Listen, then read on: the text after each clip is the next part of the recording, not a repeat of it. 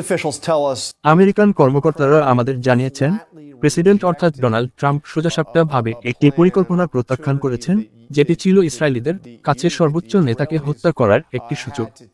আপনি কি তার উদ্বেগ বুঝতে পারছেন? আমার বোঝা অনুযায়ী তার উদ্বেগ হলো, এতে করে এই সংঘাত আরও বেশি মাত্রায় ছড়িয়ে পড়তে পারে, যা এখনকার অবস্থার চেয়েও খারাপ হয়ে যাবে। এটি সংঘাত বাড়াবে না, বরং সংঘাতের অবসান ঘটাবে।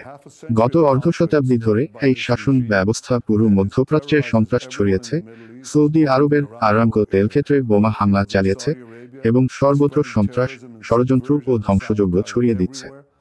ইরান চায় এই যুদ্ধ যেন চিরকাল চলতে থাকে এবং তারা আমাদের পারমাণবিক যুদ্ধের কিনারায় নিয়ে এসেছে। আসলে ইসরায়েল যেটা করছে তা হলো এই আগ্রাসনের পথ রোধ করা এবং এর শেষ টেনে আনা। আর আমরা কেবল এই অশুভ শক্তির বিরুদ্ধে দাঁড়িয়েই এটি করতে পারি। দেখুন, গণতান্ত্রিক দেশগুলোকে এই কঠিন শিক্ষা নিতে হয়েছে। তারা এক অত্যাচারী, উগ্র ও ধর্মান্ধ শাসনের মুখোমুখি হয়েছে। আমি 40 বছর ধরে বলে আসছি, আসলে এই উগ্র ইসলামপন্থী আয়াতুল্লাহ শাসন তেহরানের প্রতিষ্ঠার 3 বছর পর থেকে।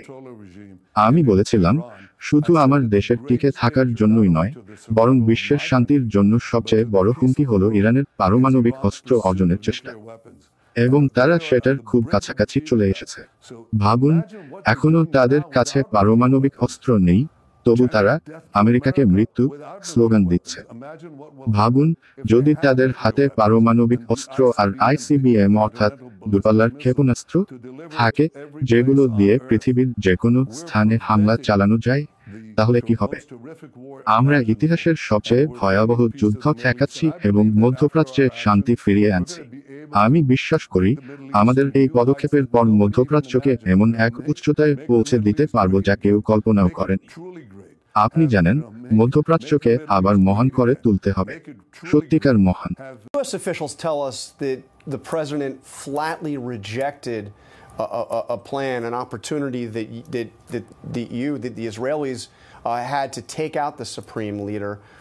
Do you understand his concern? My understanding is his concern is that this would escalate the conflict beyond where it is already.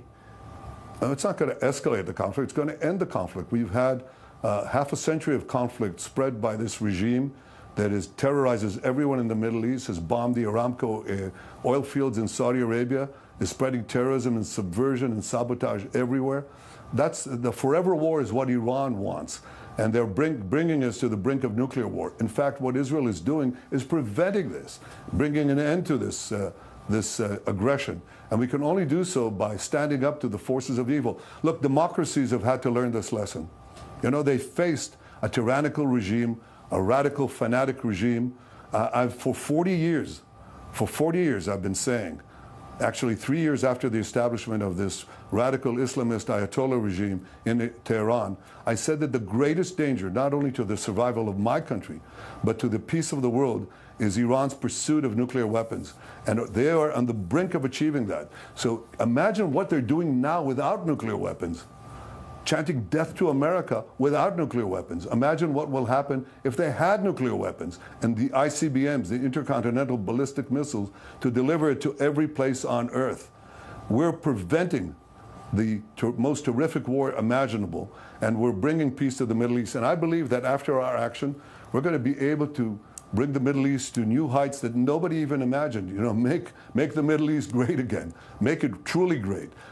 নতুন নতুন শীর্ষ খবরের জন্য চ্যানেলটিকে লাইক, কমেন্ট, শেয়ার, সাবস্ক্রাইব অথবা ফলো করুন।